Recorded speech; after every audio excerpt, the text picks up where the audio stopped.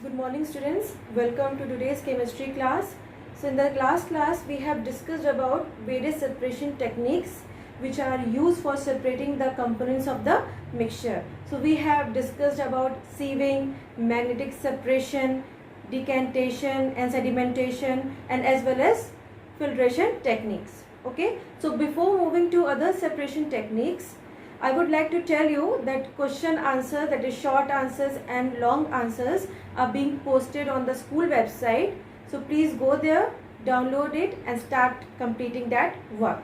Objective type answer will be given next day, okay? Not today, but next day I will be giving the objective type question answers also. So start doing that also and compare your answer from the answer key which is being provided on the school website on the next day. Okay, so let's start our class with other separation techniques.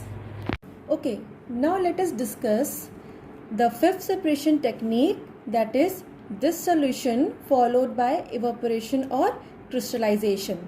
So this solution means formation of solution and then it is followed by the technique evaporation or crystallization. So we all know that evaporation is what? Evaporation is a process in which a liquid changes into gaseous form on heating. So evaporation is a process in which the liquid on heating changes into its gaseous state. Okay, and then what happened? Allowing the liquid to evaporate, leaving the soluble solid behind. So evaporation process can take place only with the water, or if anything is dissolved in the water, then what happen? The water will evaporate, or if any other liquid, if we dissolving any soluble solid, then what will happen? That liquid will evaporate and the soluble substance will be left behind. Okay, so evaporation is basically change of state from liquid state to gaseous state. Okay, now how this method is used as separating technique. So this method is useful for separating solid-solid mixture in which one of the component is soluble in a given solvent and the other is not. Okay, so we come across various type of solid-solid mixture in which one of the solid component is soluble in a given solvent and one of the component is not soluble in a given solvent. So likewise, seawater is also a combination of various type of solid-solid mixture. Okay, so various type of solid-solid mixtures are found in the seawater also. So in seawater what we see? Salt is dissolved and various other minerals are not dissolved.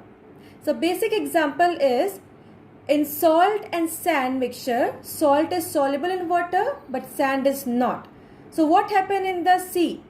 Salt is soluble but sand is not soluble, so it is left behind. Similarly, in sulfur and iron filling mixture, sulfur is soluble in a solvent known as carbon disulfide but iron filling is not. So what about sugar and sand? Sugar is soluble in water but sand is not. So likewise, we can take example of various solid-solid mixture in which one of the component is soluble in a given solvent and one of the component is not soluble in a given solvent. So for such separation, evaporation plays a very important role. Let us see how this evaporation separates solid-solid mixture. We will take example of salt and sand mixture. So by these steps we can easily separate salt and sand mixture. So first of all, what is done? We have to stir salt and sand mixture in water and warm it so that the salt dissolves. So just by stirring, the salt will not dissolve in water very easily. So in order to make the salt dissolve in water easily and quick, we have to warm it for a while. Then what happens on warming? Salt will get dissolved in the water but sand will not get dissolved in water. So now how we will separate sand from that solution of salt? We have to filter the mixture. So on filtering, what will happen? Sand will be obtained as residue on the filter paper, and what will happen? The filtrate which contains salt will pass through and it will be collected in a conical flask or in any other container which you are using. You can easily understand it with the help of picture which is given here. So what is being done here? The salt and sand mixture is now poured into the filter paper. So sand which was not dissolved in the water stayed as a residue, but the salt solution passed to the filter paper and it is being collected in the conical flask. Okay, now we have easily separated sand. Now how we will separate salt from the water?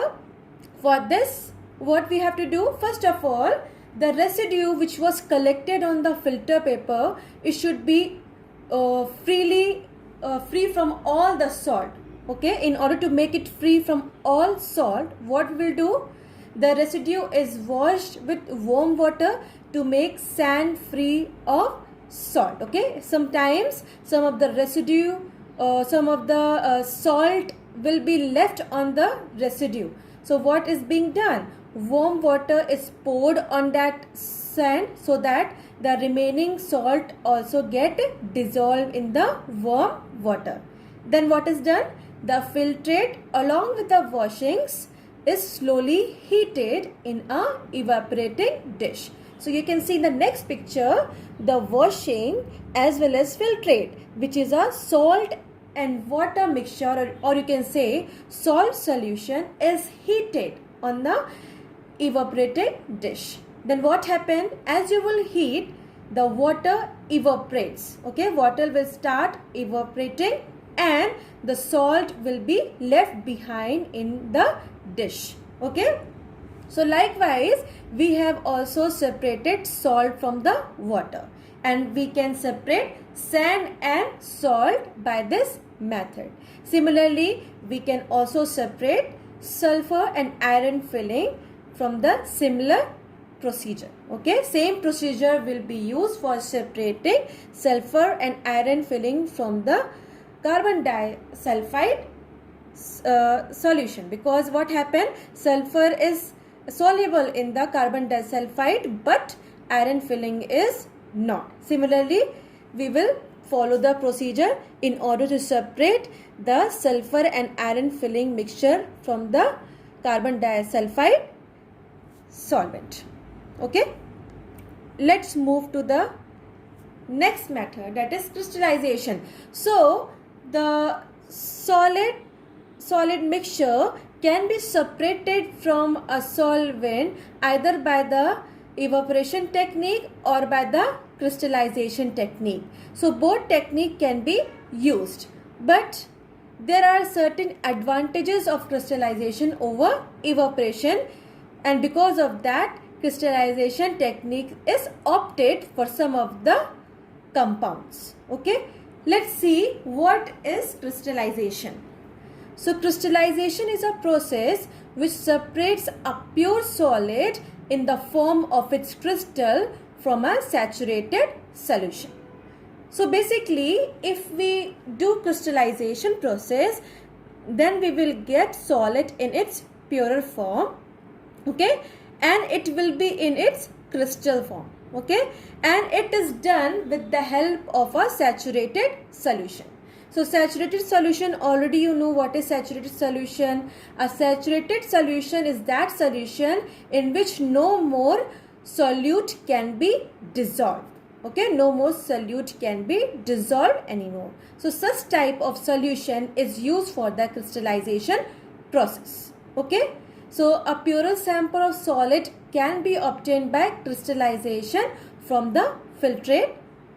For this, the filtrate is heated to obtain a concentrated or saturated solution which contains small portion of solvent than usual. Okay, so for this what will happen, we will do filtration process as we have done in the evaporation process. Same filtration process we will do, and then we have to heat that filtrate in order to make it concentrated, or you can say in order to make it saturated. And when you will concentrate it, what you will observe, the solvent in that will be in small portion than usual. Okay, then in the filtrate you will see that lot of solvent is there, but when you will heat it to concentrate it, you will notice that solvent amount will be less. Okay, and by this only we will conclude that the filtrate is now saturated. Then what is done, then the concentrated solution is left to cool down slowly, and then crystals of solid is formed. Okay, then after making that filtrate saturated, it is left to cool by itself. Then we will not do anything, we will simply keep it for it to get cooled down by itself. Then slowly the crystals of solid will form. Okay, like this crystallization process is carried. Now crystallization sets in better and faster if concentrated solution is seeded with small amount of pure solid while the solution is getting cooled. Okay, now after making the filtrate concentrated, we can add small amount of pure solid in that. The same compound which we are using for crystallization, the pure solid can be added in small amount. Or why it is the term seeded is used, because seed is very small, so that much small amount of pure solid is to be added into the solution when it is getting cooled.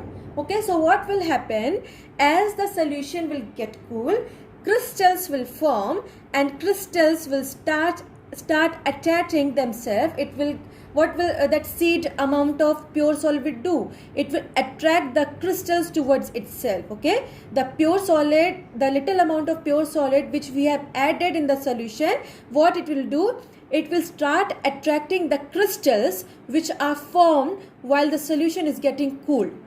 Okay, and as it will attract toward itself, it will start growing bigger in size. Okay, like this crystallization process will be better and it will be faster if the concentrated solution is seeded, or you can say the small amount of pure solid is added into the solution while it is getting cooled. Okay, now let us see some of the advantages of crystallization over evaporation. First, we have already known is that pure solid is obtained from a solution by crystallization than by evaporation. Okay, we can get solid in its purer form. Next, evaporation may degrade the solute into some other compounds due to thermal decomposition. Now, there are various type of compounds which are very much prone towards thermal decomposition. As soon as you will heat them, they will decompose. Decomposition reaction will take place and they will decompose into some other substance. And hence, the required results cannot be obtained. And because of that, evaporation is avoided in case of such solids or in case of such compounds. Okay, because in evaporation, what we do? Direct heating is done and all the solvent get evaporated only by heating. Only by heating only we can get the dry solid. But what happens in the case of crystallization? We do not get the solid by direct heating. We heat it for some times and then we keep the saturated solution to get cool by itself, not by heating, and hence the substance is prevented from the thermal decomposition. So I think that advantages of crystallization over evaporation is clear to you all. Okay. Next, let us see one example of crystallization, that how crystals of copper sulfate pentahydrate is obtained. Okay. For this, what we have to do, first of all, we have to prepare a concentrated solution of copper 2 sulfate, okay, CuSO4. This is the formula of copper 2 sulfate in a beaker by dissolving as much of the salt as possible, okay. So we have to make it saturated solution. So saturated solution, already you know that we have to add that much of a substance or solute into the solvent, such that no more solute can be dissolved anymore in a given solvent, okay. That much amount of solute we have to add. So we will keep on adding the solute till it becomes saturated. Then what we will do? Then heat the mixture occasionally to dissolve more and more salt. Now in the previous class you have already studied that on heating the saturated solution, the solution can dissolve more amount of salt in that, more amount of solute in that. So you have read this already, okay, that when we will heat the saturated solution, then its capacity to dissolve some more amount of solute increase. So we will again add some more amount of salt, so to make it more saturated, okay. After that what we will do? We will filter and evaporate the solution in a basin till a crust is observed at the surface of the liquid. So first of all, after making the solution saturated, we will filter it, and then we will do the evaporation process. So this evaporation process will be carried out till a crust is observed, okay. When you will start seeing the crust, what you will do? You will stop heating. At that moment we will stop heating, and then we will take that china dish or whatever dish, and then allow the solution to get cooled by itself. Then any more heating will not be done. Simply we will switch off the heat and then let that solution to get cooled by itself, okay. So it is totally different from the evaporation technique, though we will do evaporation for some times, okay, and then as the crust is seen, we will stop heating and we will allow the solution to cool by itself, okay. When we will allow it to get cool by itself, we will see that blue crystals of copper sulfate pentahydrate, the formula is given as follows: CuSO4 dot H2O, dot 5H2O, by mistake it's printed wrong, it will be CuSO4 dot 5H2O will appear slowly, which will grow in size with time, okay. So what will happen? When we will keep that solution to get cool by itself, slowly blue crystals of copper sulfate pentahydrate will be appeared, and then with time it will grow in size, okay. So I think that this crystallization process of copper sulfate crystals is clear to you all, okay. So let us move to the next separation technique. The next separation technique is distillation. Now this distillation is very important, and as well as the diagram is very important. I have given the question answers, okay. I have mentioned that I have given question answers of 3rd chapter. In that I have given the diagrams also. So in that diagram, one of the diagram is of distillation. So distillation diagram is very important, okay. Start learning it and draw it with and label it properly, okay. So let us see what this distillation process is about, okay. So distillation is also known as simple distillation. There is various type of distillation, but now we are talking about simple distillation. So simple distillation is a method which is used for separating solvent from a solution of solid liquid mixture. So basically it is used for separating the components of solid liquid mixture, okay. So what is done and for what type of solid liquid mixture it can be used? The solid liquid mixture can be homogeneous also and heterogeneous also. So we have already talked about homogeneous and heterogeneous mixture. So homogeneous mixture are those mixtures which have same composition and properties throughout, okay. and we cannot make out what components are present and how much amount of component is present. We cannot distinguish between the components. But in the heterogeneous mixture, what is heterogeneous mixture? Heterogeneous mixture is that mixture which have different composition in different parts of it. Okay, in this type of mixture we can make out what all the components present. Okay, we can distinguish. Okay, so the example of solid liquid mixture which is homogeneous is salt solution, that is salt and water mixture, then sugar and water mixture, then what else? Heterogeneous will be what? Sand water mixture, chalk, sand mixture, etc. There are various type of solid and liquid mixture which can be homogeneous also and which can be heterogeneous. So for both type of mixture we can use distillation. Okay. Now the apparatus for carrying out distillation process is given in the figure. So you can see how the apparatus is set up for carrying out distillation process. So let us see what all the apparatus we need. We need one clamp stand. Okay, one clamp stand we need. Bunsen burner we need. We need one round bottom flask we need. Okay, this is also known as distillation flask. Then we need one Liebig's condenser. Okay, this is Liebig's condenser.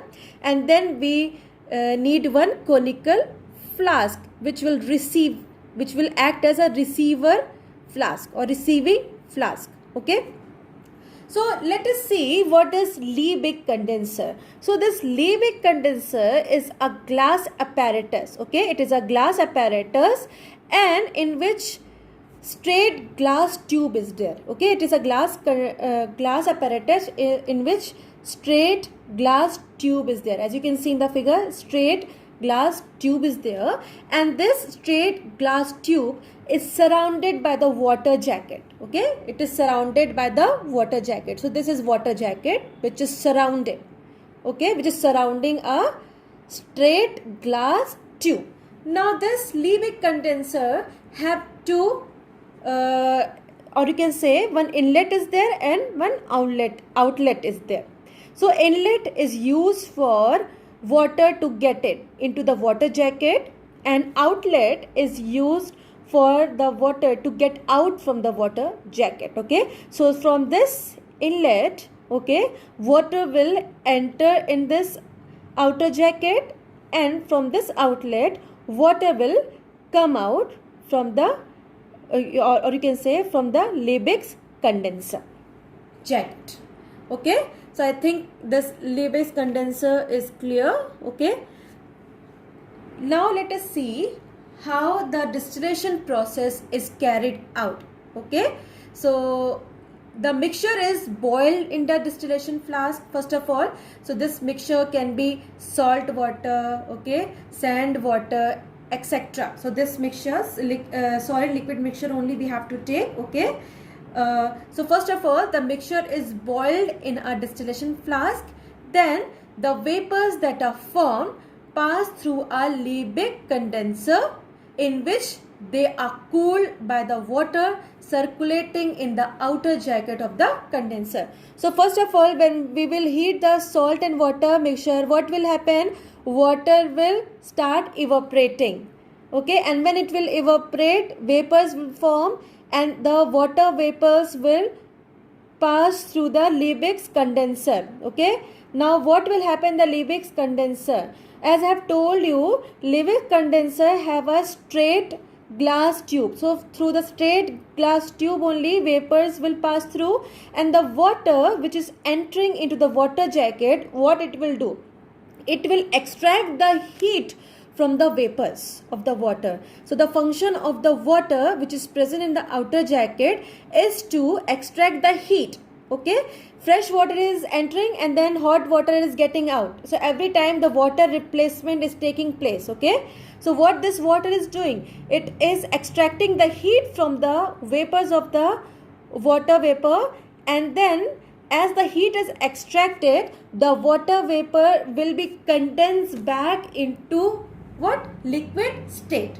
Okay, so water vapor will be passing from this straight glass tube and it will condense back into water, and then what will happen? The pure liquid, or you can say the distillate, is collected in the receiver. So the water droplets will trickle down and it will be collected in a receiver, which is a conical flask. Okay, and the solid, soluble or insoluble solid, which can be sand also, salt also, or various other solid, it does not matter whether it is soluble or insoluble, will remain in the distillation flask. So like this, separation of solid and liquid mixture through distillation process is carried out. Okay, now distillation process can be also used for the liquid mixture, but the condition is the difference between the boiling point of the two liquids should be very much. Okay, if the difference between the boiling point is very much, okay, then only liquid mixtures can be separated through distillation process. Okay, so I think this distillation process is clear. Let us move to the next separation technique, that is fractional distillation. Now this is also a type of distillation, but it is carried out for two or more miscible liquids. Let's see what it says. The process by which a mixture of two or more miscible liquids are separated is called fractional distillation. Okay, so in this, if two or more miscible liquids are there, then we can use the fractional distillation to separate the two liquids.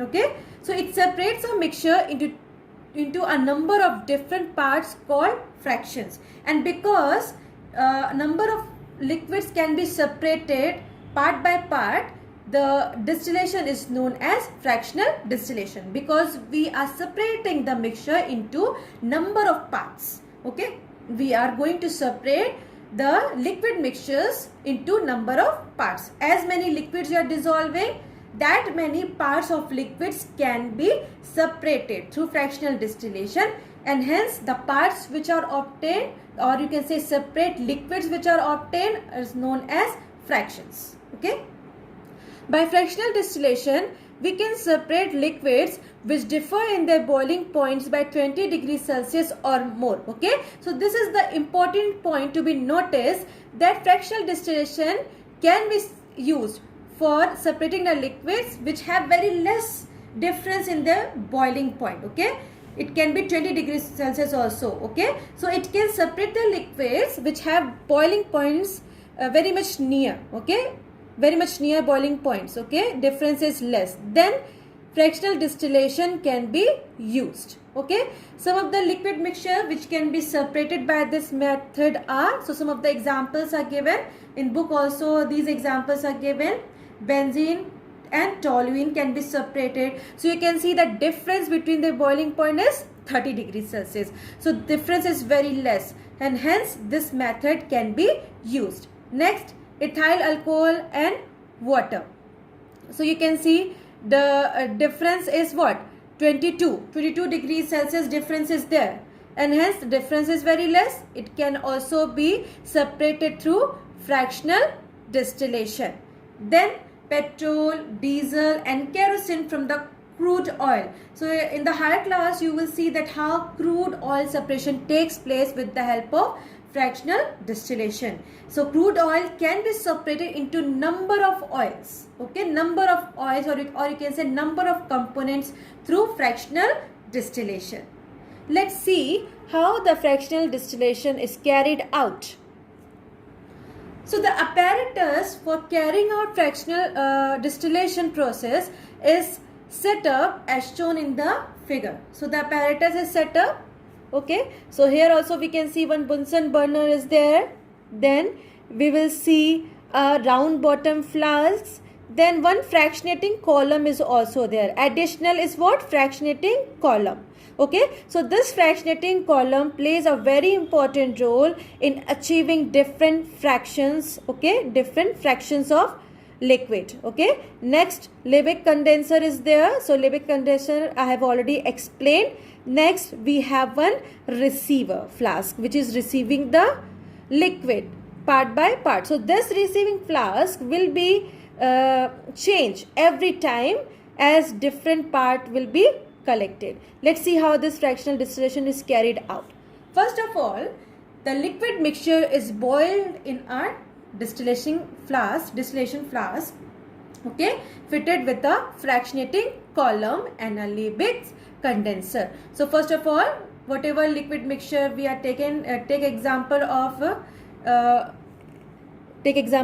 benzene and toluene. Okay, benzene and toluene we are taking. Okay, so what will happen? The liquid mixture is boiled in the distillation flask, which is fitted with the fractionating column and Liebig's condenser. Okay, then what is done? The mixed vapor enter the fractionating column, where the vapors of high boiling liquid condenses and trickle back into the distillation flask. So what will happen? When you will heat the liquid mixture, both will turn into it gaseous state. The vapors of the liquid will be formed, and then they will start going into the fractionating column. Then here comes the function of fractionating column. Now fractionating column have number of ridges in it, okay, which act as a friction for the vapors of the liquid with high boiling point. When the vapors of the vapors of the liquid with high boiling point passes into the fractionating column, then what will happen? Due to the ridges which is present here in the fractionating column, the vapors will again condense back into the liquid and trickles back into the distilling flask. Okay, it will again condense back into the distilling flask.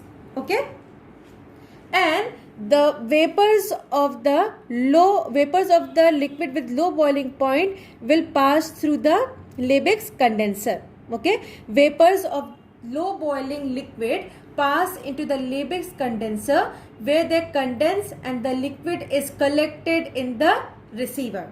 So I have taken example of benzene and toluene. So toluene is having temperature of 80 degrees Celsius, which is less, okay, and toluene is having 110 degrees Celsius boiling point, which is more. So when benzene and toluene liquid mixture will be heated, then what will happen? Vapors of both benzene and toluene will pass through the fractionating column, but because toluene is having high boiling point, the vapors of the toluene will trickle back into the distilling flask due to the fractionating column, and the vapors of benzene will pass through the Liebig's condenser. Then what will happen? The temperature of the boiling mixture, then what will happen? The vapors of the benzene will condense due to the water present into the condenser, into the jackets, which is water which is present in the jacket of the condenser. The vapors of the benzene will condense, and then it will be collected into the receiving flask. Okay, like this the benzene is separated. Then at what temperature this happens? So this process happens at a constant temperature. Suppose if 80 degrees Celsius is the boiling point of the benzene, then the temperature will be maintained 80 degrees Celsius only. So when it is maintained 80 degrees Celsius, the liquid will pass into the receiving flask at 80 degrees Celsius. The temperature of the boiling mixture remains constant till the lower boiling liquid distills completely. So at the same temperature, this process will happen. Then when whole liquid will get distilled, when one part of the liquid get distilled, then what will happen? Then the temperature again rises till the higher boiling liquid start distilling. So we have taken example of benzene and toluene. When whole benzene is separated, then what will happen? We will remove this. When is removed, then the temperature again rises till the higher boiling liquid start distilling. Then what will happen after distilling the benzene? What we will do? Again the temperature will be we will increase the temperature again in order to separate the other component, that is toluene. Okay, now we have to increase the temperature, that is 110 degrees Celsius we have to do in order to separate toluene into another receiver flask. Okay, we will remove this receiver flask and then we will put another receiver flask in order to collect the liquid, the other liquid, that is toluene.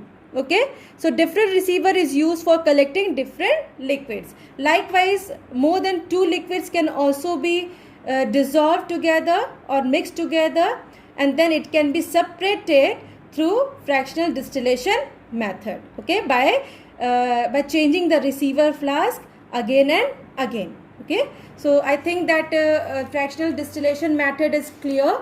Okay, and the diagram of fractional distillation also I have given to practice. So practice this diagram, it's very important. Okay, let's see another separation technique, that is separation using separating funnel. Okay, now separating funnel is also an apparatus, okay, and it is used for separating two immiscible liquids, okay, with different densities. So let's see what it says. A separating funnel is used to separate two or more miscible liquids with different densities. So before that, in the fractional distillation, we have used a technique to separate two liquids which are miscible. But here in the separating funnel, we will use two or more liquids which are immiscible, and their density should also vary. Okay, let's see how this process is carried out. The mixture is placed in a separating funnel. Okay, so this is the diagram of separating funnel. So in this, we will open the cork and then we will pour the liquids which we want to separate. Okay, suppose we have oil and water mixture. Okay, this is oil and water mixture is there, and we need to separate oil and water. Then what we will do, we will pour this mixture of immiscible liquids into the separating funnel, and then what we will do, we will shake it and allow it to settle. We will shake it, okay, and then keep it for some time for the liquids to get settled. Then what will happen, the different immiscible liquids form separate layer. So what we will see, the immiscible liquids will form separate layer by themselves, which can be collected in different vessel one after the other by opening the stopper. So different layers will be formed. As you can see, two layers are formed here. Okay, here also two layers are formed. Okay, so the denser liquid, that is water, is down, and the less denser liquid, that is oil, kerosene oil, is in the upper portion. Okay, so likewise liquid gets separated in the layers according to their densities. Okay, then what is done, the stop cork is there. When you will open the stop cork, the denser liquid will be collected, will start collecting in a beaker or any other vessel you take, start collect. Then what will happen, as the liquid here is collected, till here if the liquid is collected, then what we will do, we will again close the knob, we will again close the stopper, okay, and then we will change the beaker, we will change the vessel, and then again we will open the stopper, and the next liquid can be collected in the separate vessel. Okay, likewise if 2, 3 or 4 liquids, immiscible liquids are there, then also we can use separating funnel. So accordingly what we will do, we will open the stopper and let the liquid to flow, then we will close it. Again we will open the knob and let another liquid to be collected into another receiver. Okay, so liquid with higher density will form the lower layer. Okay, so let's see some of the examples of the liquid which can be separated. Liquids such as benzene, toluene, oils, etc. can be separated from water using separating funnel, because benzene, toluene, oils are immiscible with the water, they do not mix with the water. Okay, so such type of liquids can be separated from water using separating funnel. Okay, I think that this separation is also cleared. Okay, let's see another separation technique, sublimation. Now sublimation is I think it's clear to you all already, because sublimation you have studied. So what is sublimation?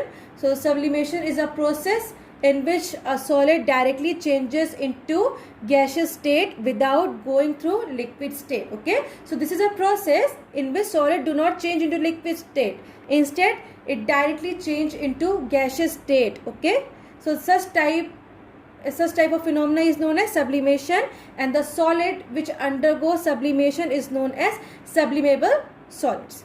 Okay, so using this method, a solid-solid mixture can be separated in which one of the component sublimes.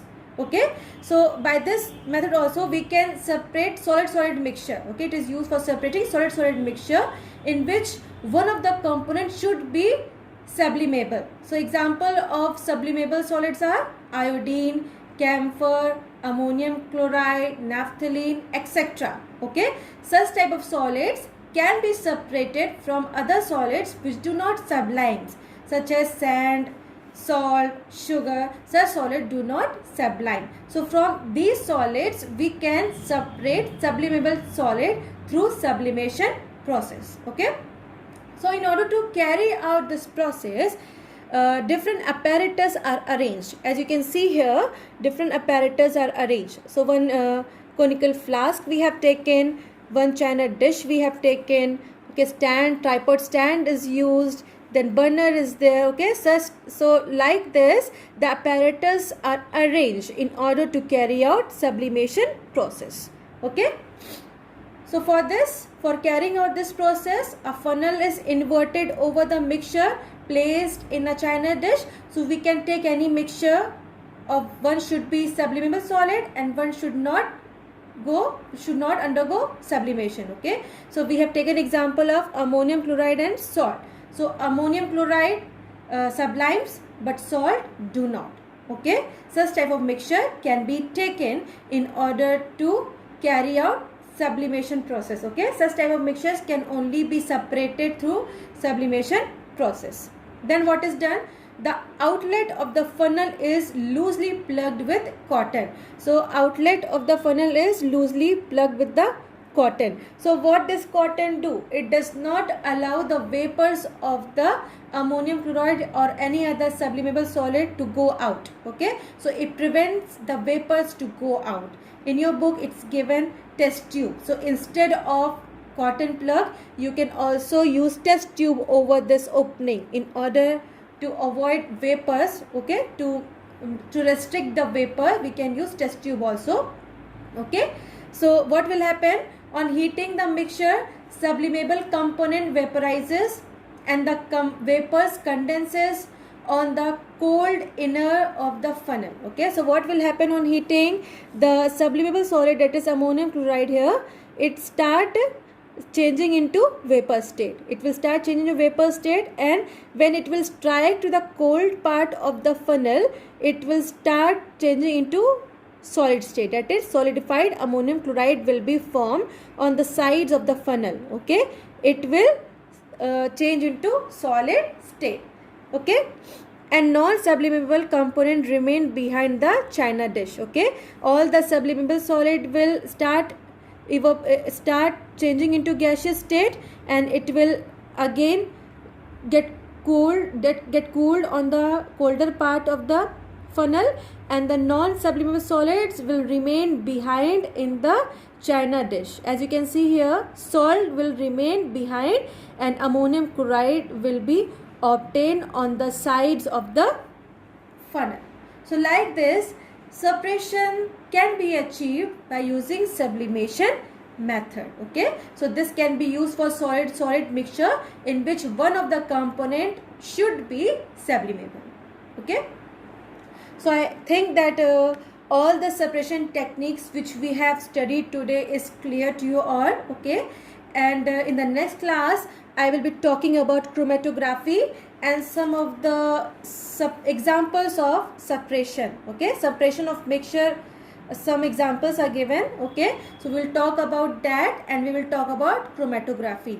Until then, whatever we have studied today, we have discussed today, go through it, and if you have got your book, then go through these topics from your books also, and start writing question answers which I have told you to download from the school website. Okay, and tomorrow I will be giving the answers of objective type questions also. So side by side you can start doing that also. Okay, draw all the diagrams which I have mentioned in the question answer. Okay, till then take care. Okay, thank you.